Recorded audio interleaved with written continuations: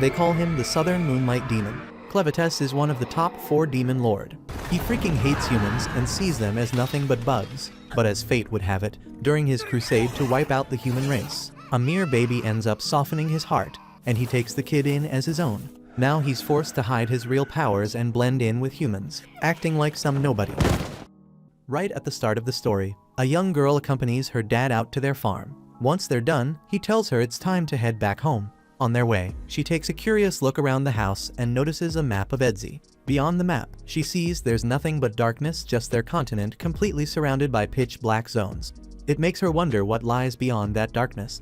With curiosity burning, she turns to her father, asking what's out there beyond their city, something even he can't explain. Her father sees her curiosity, wishing he could offer an answer, but honestly, he doesn't know either. He explains that every human is born with this same drive, always wanting to know more. But every single time they've tried venturing into those dark areas, it's ended badly. He breaks it down for her, saying 4 mighty demons each control one of the 4 directions around Edzi: north, south, east, and west, and every expedition that's tried getting past them has been completely wiped out. The girl is stunned by this, trying to grasp how truly dangerous those zones must be, but it doesn't scare her away. Her father continues, saying that until those demons are defeated, they'll never find out what lies beyond the map. Still, he believes every challenge has its solution, mentioning the ancient treasures wielded by legendary heroes. Only heroes armed with special swords could ever face the demons. Without one of those heroes, there's simply no way they'll win this fight. This only ignites her determination even more. She dreams of becoming one of those heroes. She wants to fight. If she can just get hold of the Sword of Haydn, she's certain she can challenge the demons.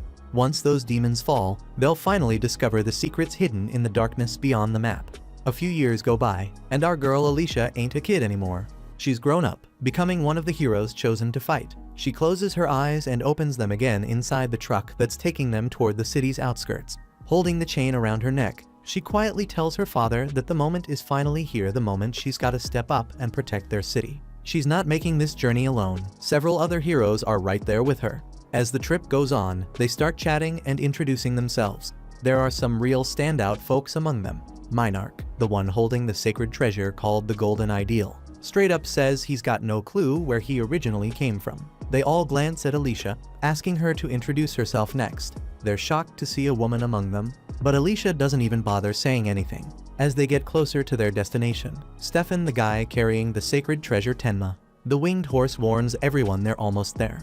They whisper among themselves, noting how Stefan's supposed to be the strongest one here. Suddenly, the truck stops, and the driver tells them the carriage can't go any farther. They barely start getting off when demons suddenly attack, taking down a few heroes before they can even hit the ground. Stefan shouts at them to jump out and fight, organizing them quickly into groups.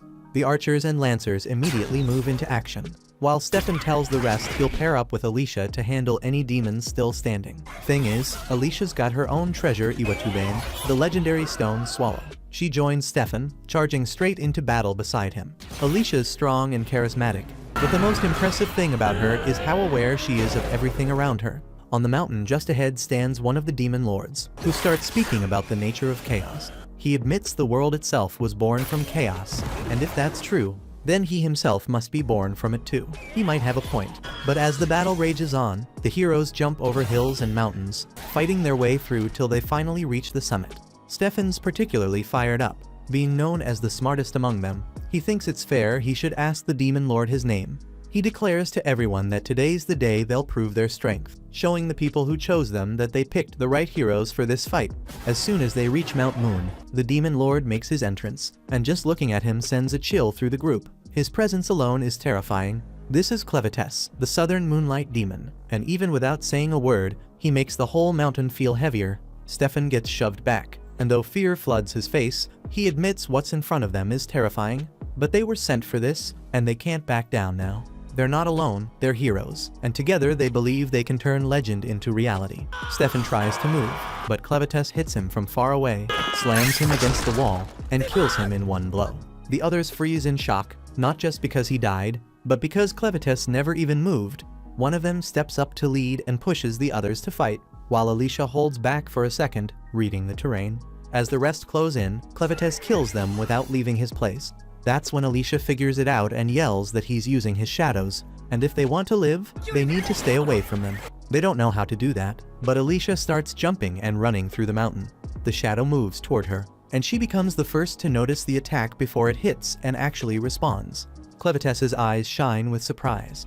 Maybe this won't be as easy as the last group. He doesn't care, but it grabs his attention. This is humanity, and though he hasn't faced them in 1,000 years, what he sees now isn't what he remembers. They used to be weak, no stronger than bugs, but now they've got strength, they've got purpose, and they're not giving up. He's got no clue what's pushing them like this, but he wants to find out. The heroes all go after him, and one by one, he takes them out. Alicia's the last to fall. She's thrown into the sky, eyes closing as death reaches her, and in her final breath, she says sorry to her father, telling him she couldn't make her dream real. Over in capital Heidelart, the heart of the Haydn kingdom, people are going about their day like nothing's wrong, completely unaware that something is coming straight for them. That something is Clevitus, bursts out from the mountain facing the city, and the moment he shows up, panic spreads like wildfire. The people run, terrified, but Clevitus isn't attacking them out of rage. He's just curious, doesn't give a crap about their lives, just wants to figure out what they're planning. He remembers that the ones who came after him before called themselves heroes, saying they were sent by the king of Haydn. So now, his goal is simple: cut through anything standing in his way until he reaches that king. Villagers scatter in fear, running for their lives, while the knights kick into gear, scrambling to defend the capital. Archers line up and launch their attacks, arrows raining down on him, but Clevitus doesn't even flinch. Instead of fighting back, he flies above the rooftops, gliding through the city so he can get to the palace and see for himself what kind of force is driving these people. The knights rush to reinforce the palace gates, firing more arrows, but nothing touches him. He watches their efforts with zero concern, and it becomes clear they're weaker than he expected. He lifts one hand, throws it at the wall, and the entire thing crashes down like it was nothing but paper. That's when the knights realize they're screwed. One of them takes off, rushing to warn the king that a demon is in the city. The king doesn't even look surprised. If a demon made it this far, then there's only one conclusion: those so-called heroes failed. He gets up from his seat and starts walking. There's only one thing left to protect now: the blade of Haydn. Another knight runs in, shouting that the demon is tearing through the city and can't be stopped, and the king should hide. But if that thing really can't be stopped, then running is pointless, because no matter where he goes, it'll catch up to him eventually.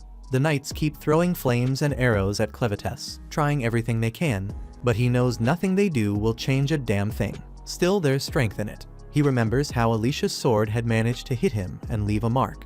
That memory sticks, reminding him that if humans are left alone, they'll eventually get stronger. He's not the one stepping into their world, they're the ones coming for his.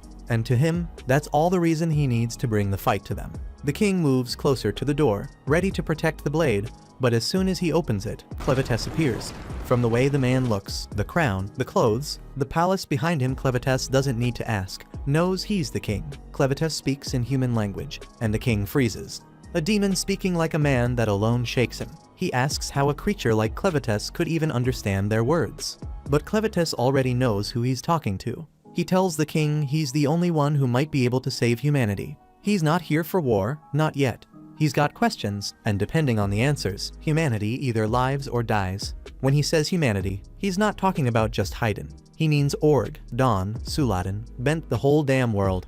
His question is simple. He wants to know what kind of people they are, what twisted reasons made them march into the demon kingdom and attack his land. The king stares back without fear and says he's not answering a demon's questions. Clevitus doesn't ask twice. He cuts the king's head off right there and walks out without looking back. To him, that was enough proof. Humans are dangerous, and that makes them a threat. So now, they must be destroyed. But he knows he can't do that alone. He needs allies, a group that can follow him and help him finish the job. As he leaves the palace, a sharp cry echoes through the air. A baby, held in the arms of a dying mother, screams in pain and fear. Clevitus hears it but barely reacts. It's just another human. But the mother speaks, begs him to save the child, her voice low and broken. Clevitus stares, surprised she's even speaking to him. She's begging the one who plans to end everything. He tells her if the kid dies, she should blame the fact he was born human. But the woman answers through her pain, saying the baby never got to choose how he was born. Clevitus couldn't give a shit, but he looks her in the eye and says if she wants him to spare that kid, then she better give him a reason why. She struggles to speak, reminds him she's dying and can't prove anything right now, but says one thing with full certainty: the child will prove his worth when he grows up. And with that, she takes her final breath. Clevitus stands there, silent, then picks up the baby. He's not buying it, but watching a human grow doesn't take much effort. So if this kid's gonna prove something, he'll wait and see. Across this wide land, 5 main human races live in different parts of the world. First, the Kingdom of Dawn holds the biggest population. Then come the Orgites, brave and fierce with horns on their heads. Next are the Sladens, quiet types who avoid dealing with anyone outside their kind. Then the Benti, demonic in appearance, but loaded with raw power. Last, the Hydanians, the smallest race, looking the most like normal humans.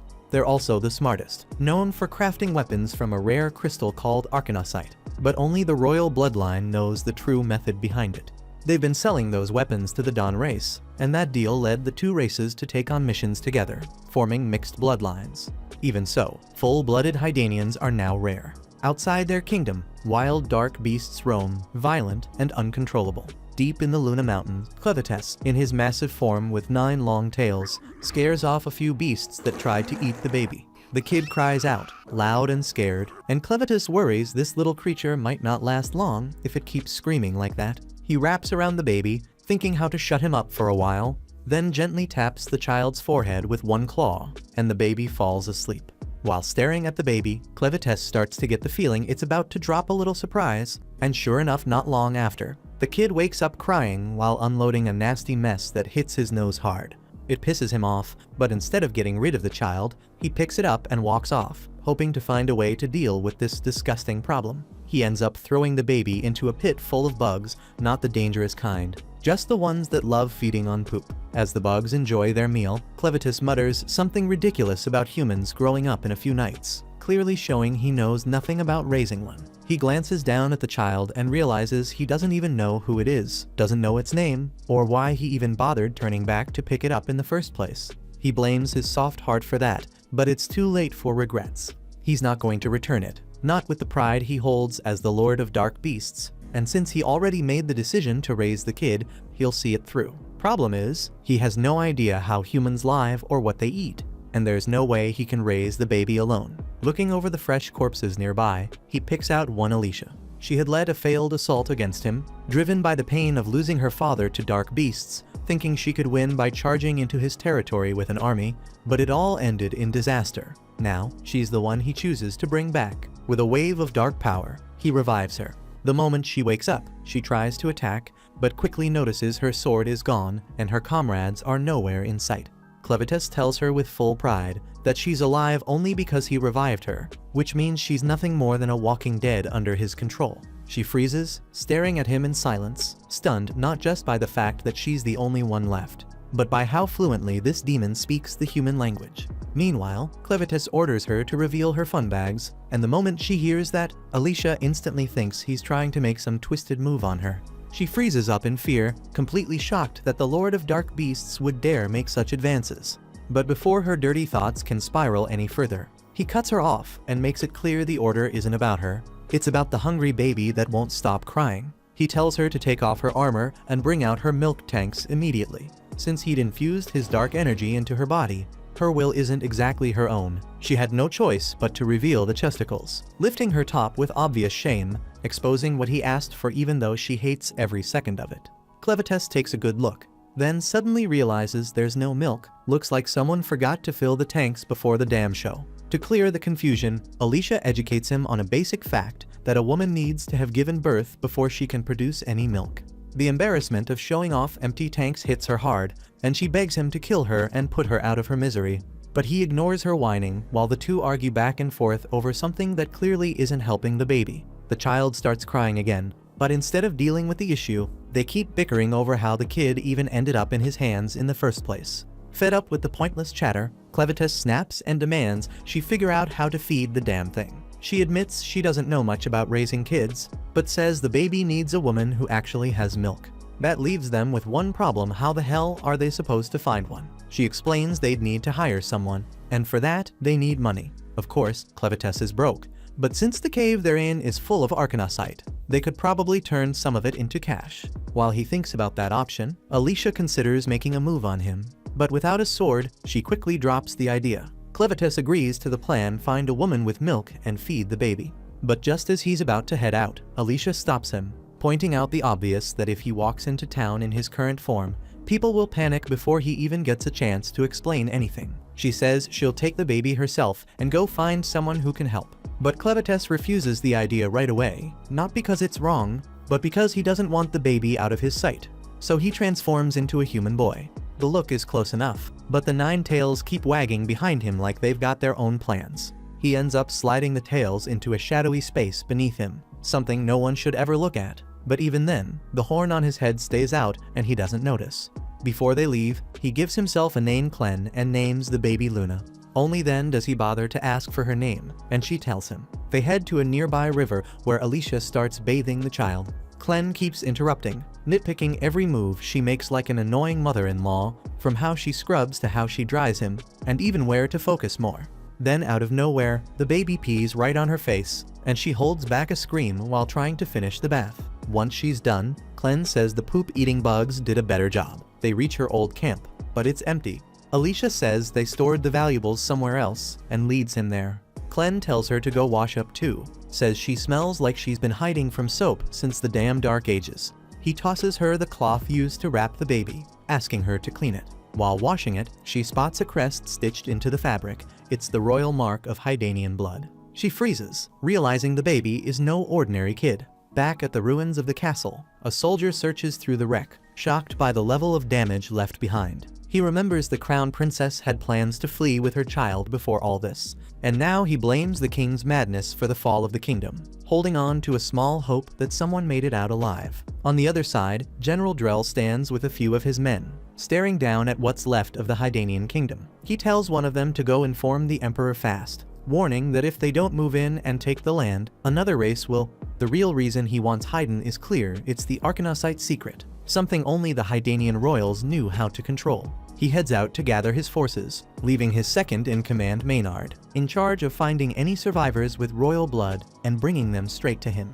Elsewhere, Alicia holds up the cloth with the Hydanian crest and confronts Clen, accusing him of stealing a baby tied to the royal family. Clen looks at her, confused and shocked, then says he was given the child by someone who looked exactly like the form he's taken. She doesn't believe a word he says, but he shuts her down and tells her he only killed the king because he was attacked first. Now he expects others will come after the child to unlock the Arcanosite power. Clen, clearly pleased by what he's discovered, says he'll raise the child as king and rule everything from the shadows. The way he calls the kid his servant makes Alicia freeze, fear creeping up her back as she starts to wonder if revealing the child's identity was a mistake. Clen tells her they need to find someone with milk fast and feed the baby before it loses its strength. While they move through the forest, Alicia tells herself there's no way the humans would accept someone with a freaking horn sticking out of his forehead, even if he was disguised as one of them. Alicia keeps thinking no one would accept Clen with that horn on his head, but she forgets Orgites have the same feature, which could help him pass, though she still believes humans would figure him out and ruin his plans before they even start. She also starts seeing how deep his obsession with Lunar runs, and something about it shakes her up. If anything were to happen to the kid, she fears it might bring real disaster to humans, so she decides to make it her new duty to protect the child no matter what. While they're walking, a bunch of bandits jumps out and hits Clen straight in the head before Alicia even realizes who they are. He thinks they'll be easy to handle, but right after the first hit, he drops and starts bleeding hard. Alicia screams like a little girl and takes a hit to the back of her head that knocks her out cold. Even with Clevitus's power inside her, she's shocked at how weak she still feels. Later, she wakes up and thinks for a moment she's surrounded by her soldiers heading into battle. But before the dream settles in, Clen's voice cuts through, calling her a fool and telling her to wake up. That's when she snaps back to reality and sees they've been captured by bandits, with Clen smirking like he's not even worried. They're sitting in the bandits' carriage surrounded by a bunch of other captives. Clen's just chilling with baby Luna in his arms and wearing this calm-ass grin, which honestly freaks Alicia out even more since she's got no clue what's running through his mind. She notices Luna sleeping quietly and asks Clen how he managed to settle her down. So he explains that Luna was fussing earlier, but the second she saw those bandits' busted faces, she passed out cold. Alicia carefully moves past the other prisoners, edges closer to Clen, and whispers, asking why the hell one of the strongest demon kings who ever lived let himself get caught. She figures that when Clen changed his appearance, he probably weakened his powers too, which explains why he got knocked out in one hit. Clen nods slowly, admitting she's close, but not exactly right. Changing his form made him as physically weak as a regular human, something he didn't realize until after he got sucker punched. Basically, his built-in defense is pathetic now, but if needed, he can still power up. But that still leaves Alicia wondering why Clen hasn't busted out of this mess already. Clen explains his thinking. Since he's stuck blending in as a human for a while, he plans to keep his true strength under wraps until Luna takes her rightful place as king. Plus, he's actually curious about humans, wants to see what makes them tick, like why these poor bastards around them got captured in the first place. That's why he's just sitting back and letting things play out. Realizing Clen's totally clueless, Alicia lays it out straight for his dumb ass, telling him they got captured by bandits who probably planned to sell them all off as slaves. She quickly adds that Clen shouldn't judge humans based on these scumbags, since bandits are the absolute worst kind. Not long after, they arrive at the bandits' hideout, where the captives are immediately split into two groups, men on one side, women and kids on the other. Suddenly, one guy tries to make a run for it, and Dagarn, one of the bandit bosses, just cracks a twisted grin, knowing the poor fool just signed his death warrant. Right on cue, another bandit chucks a dagger straight into the guy's back, dropping him instantly. With that idiot gone for good, Dagarn turns back to the terrified crowd, warning them not to pull anything stupid, unless they want to end up dead too. He then locks eyes on Alicia, orders her to come with him, and before she can even protest, he grabs her roughly and starts dragging her off to his room, determined to find out exactly what she's hiding. Clen's still standing there looking lost when a woman named Carm, who seems to run the women and babies side of this shady-ass operations, spots him just staring into space. Noticing he's got a newborn in his arms, Carm calls her servant Naru to take care of Luna. Naru's whole job around here is nursing babies they kidnap. The bandits' hideout is in an old quarry, and at the bottom there's this deep pool. Way down at the very bottom lies some legendary red blade, but getting to it isn't easy, because something crazy powerful is guarding it down there. Turns out I misread Dagarn's intentions, because he only dragged Alicia straight to Vroko, the guy currently running the Crow's bandit gang, while their real boss Zazak is away. Vroko apparently stole leadership from Zazak, and nobody dares say a damn thing because of his pet beast, Betty, who's strong enough to rip people to shreds. Alicia instantly recognizes Betty as a Western demon, shocked that a low-life bandit like Vroko somehow managed to tame such a dangerous creature. Vroko casually talks to Betty, and she tells him she's bored and wants to play with a human male. Vroko shrugs and tells her she can choose whichever she wants from the two bandits who brought Alicia in. But before that happens, Vroko explains why Alicia's here. The bandits obviously got their hands on all those magic crystals Alicia collected from Clen's base. Vroko already figured out they came straight from Mount Moon, home to Clevitus. Based on that evidence, and the fact Alicia didn't even flinch when she saw Betty, he knows for sure she's one of the 13 heroes from Haydn who were sent to kill Clevitus. Vroko guesses Alicia was on her way back to Haydn carrying that big bag of crystals, so he casually drops the bombshell the royal capital already got wiped off the map by Clevitus. But for the Crows, that's not exactly bad news. Vroko smiles, showing off a red-colored blade, the monohydrite sword, something only Haydn royalty knows how to forge. Of course, Vroko's sword is just a worthless fake. His gang has been selling these rip-offs to idiots who can't tell real from fake for years. Now that the royal family's been permanently logged out of this world, the prices of monohydrite swords have gone through the roof. Sure, it's a solid money-making scheme, but Vroko's got his greedy eyes set on something even better. The purest hydrite swords ever made. The ones personally forged by the kings of Haydn and handed straight to the heroes. Vroko's convinced the rest of the heroes got wiped out by Clevitus, and Alicia only survived by ditching her team. He pushes Alicia to reveal where her weapon is, along with the gear from the other 12 fallen heroes. Alicia keeps her mouth shut, so Vroko commands Dagarn and Satch to take her to Clevitus's place and hunt for the treasures themselves. Dagarn throws out the idea that maybe they should bring Alicia along to grab another treasure they're already tracking, but Vroko shuts him down quick, insisting on sticking to their original plan. He even gives Dagarn and Satch permission to have some fun with Alicia before they head out, just to keep her from causing trouble on the road. At the same time, Clen's stuck waiting tables at the Bandits Inn, run by Karma. He watches quietly while bandits constantly hit on Karma, silently disgusted at how terrible these guys really are. Elsewhere, Naru's busy feeding Luna the legendary milk, but that's not her only duty. She also works as a waitress, taking endless abuse from the scumbags who fill this place. Clen quietly serves meat to the bandits with surprising patience, earning a bit of respect from some of them. But Karma picks up on something off about him. Everyone around assumes Clen's an orc because of his horns, but his skin's too pale and his eyes have the look of a cold-blooded killer. Two bandits start hassling Naru, dragging her off to put her through hell all night, leaving her bruised and battered. Naru doesn't complain though, and once they're done, she just silently returns to the inn to nurse Luna again. Shortly after, the two bastards who abused Naru suddenly get weak and dizzy, and moments later they're completely wiped from existence. Turns out Clen quietly stepped in, dealing swift justice for Naru. Naru comes back to feed Luna again, finding the baby gently resting in Clen's arms. She's got no clue what he did to those two guys and honestly doesn't care. Her only thought is feeding the baby, so she picks Luna up carefully and takes him out to a nearby shed to nurse him. Clen follows quietly behind, sitting down next to her and gently asking Naru to share a bit about herself. He wonders if she's officially part of the crows and exactly what kind of work they're into. Naru hesitates slightly, but Clen softly encourages her to keep talking, letting her know he's just genuinely curious about her story, nothing more.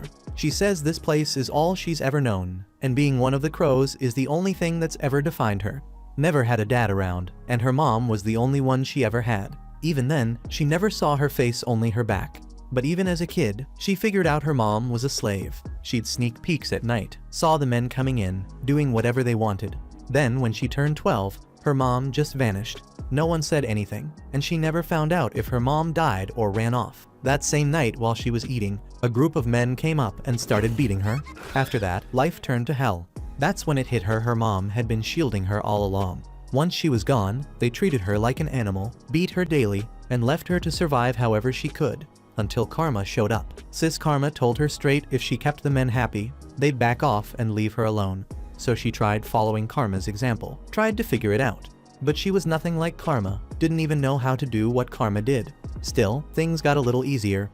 At least now she had something to keep her busy. She could work, and since her body wouldn't stop making milk, she could feed the kids too. That was enough for her. Clen finds it odd, asks how she has breast milk if she never had a child. That's when she tells him she was pregnant once, but lost the baby. The baby had been moving inside her, giving her something to hold on to. Then all of a sudden, it was gone. Stillborn.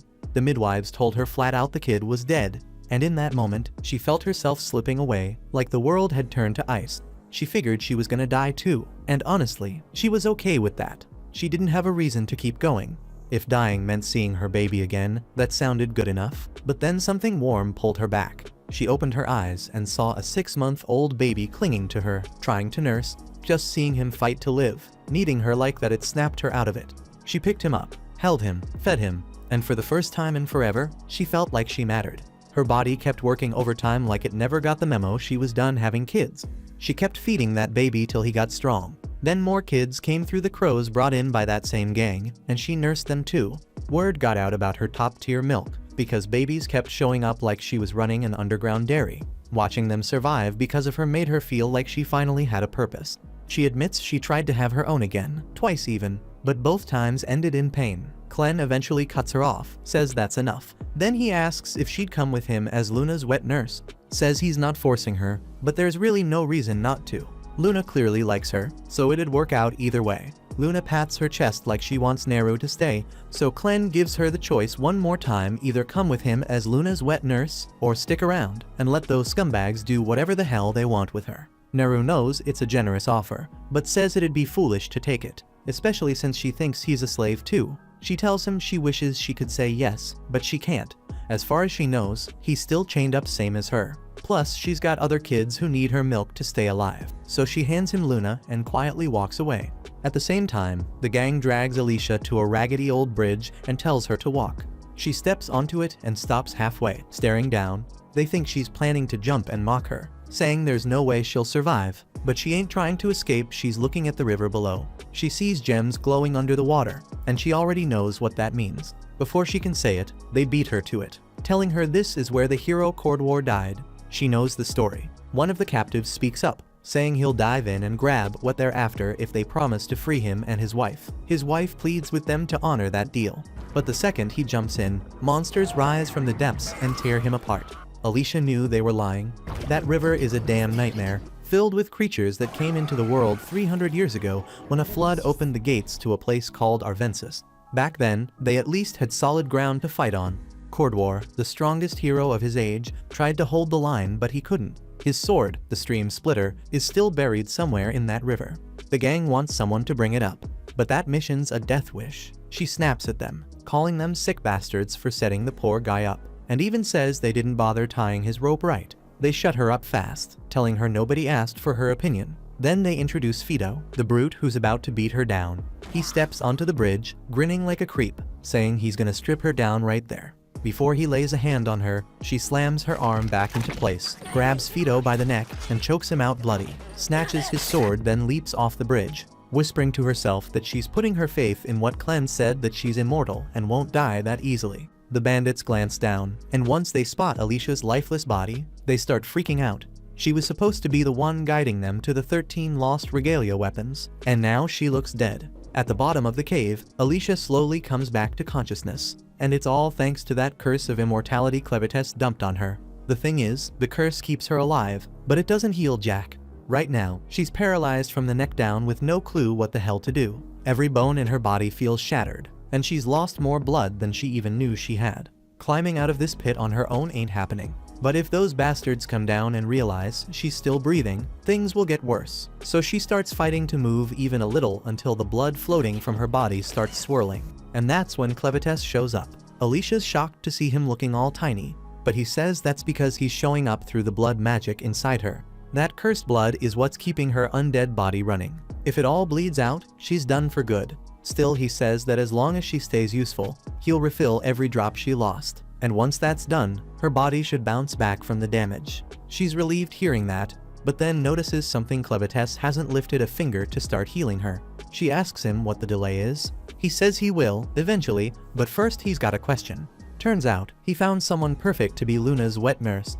Even as a demon, he could tell Naru's getting treated like crap here. So he offered her a chance to escape and live a better life with Luna. To his surprise, Naru flat out refused. Clen looks at Alicia, wondering if she's got any clue why someone would turn down a deal like that. Alicia thinks for a second and figures it's because Naru probably sees Clen as just another slave who can't keep a promise. People don't leave these bandit groups easily, and if they do manage to slip away, they usually end up hunted down like animals.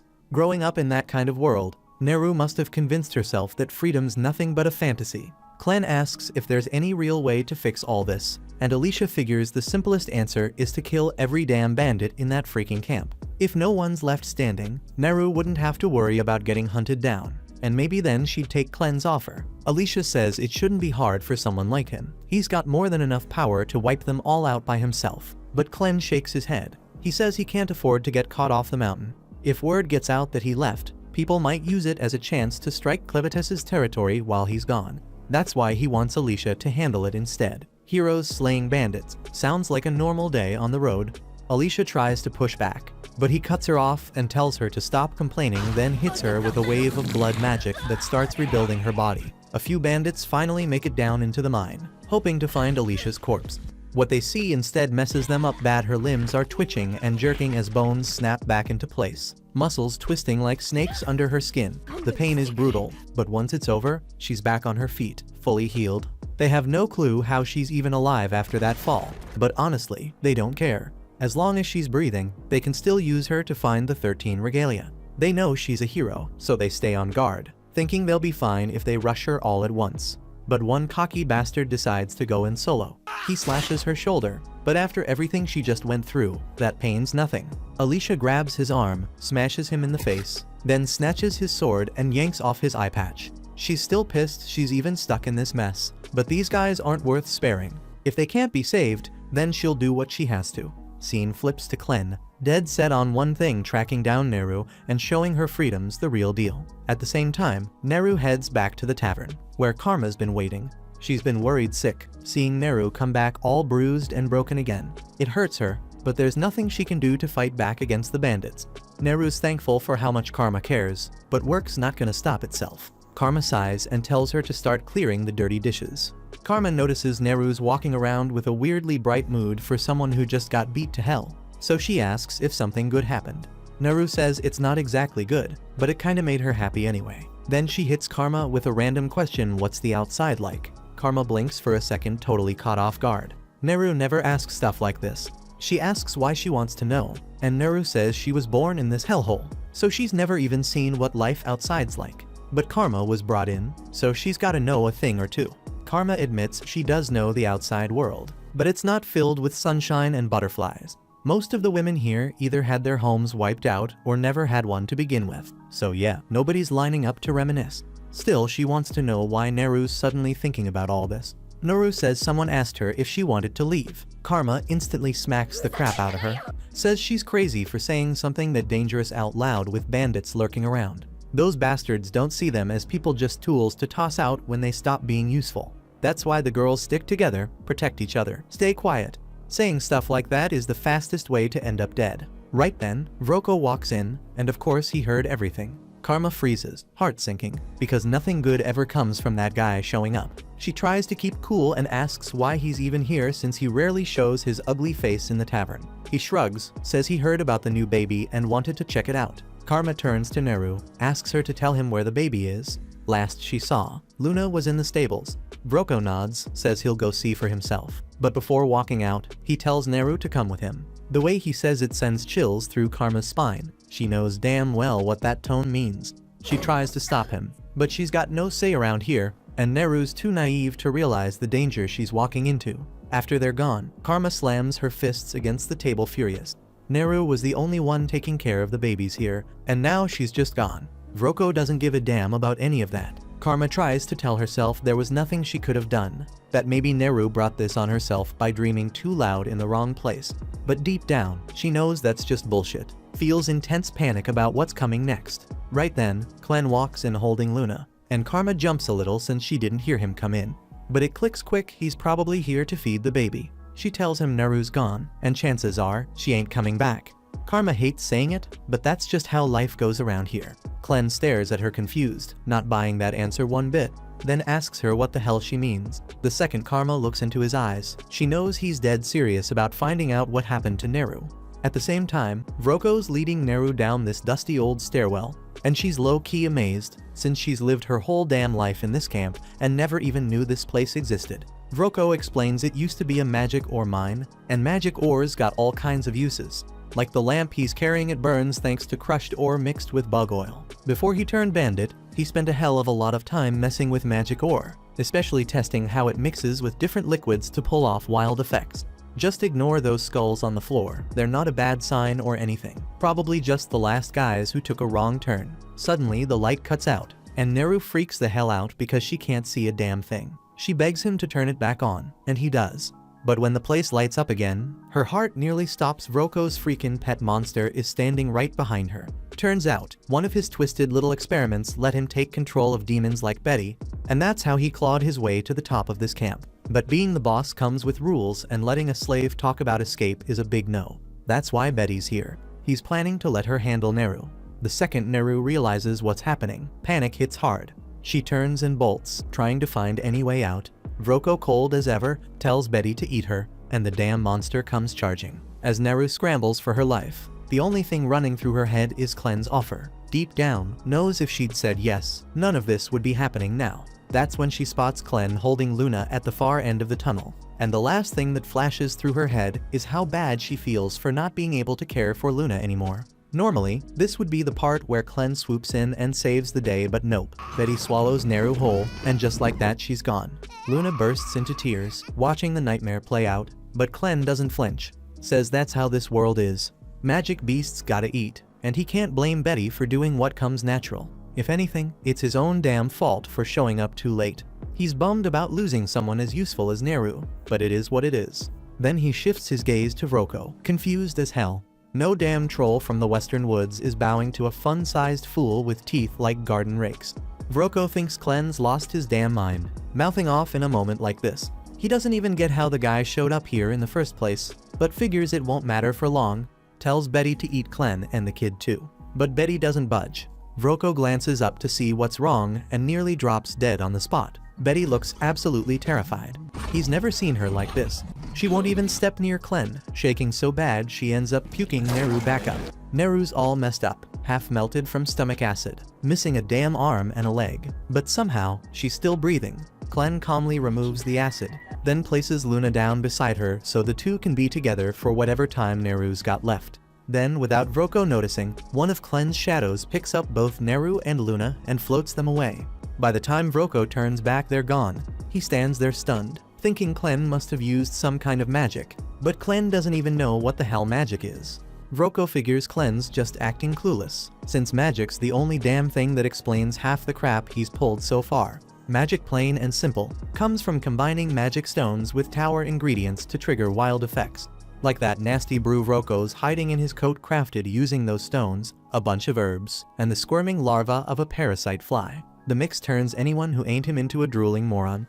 That's how he got Betty to obey his every command without a second thought. He dumps the potion into his fire pit, creating a thick, strange vapor. The instant Betty inhales it, her eyes glaze over, and she launches at Clen, blinded by fury.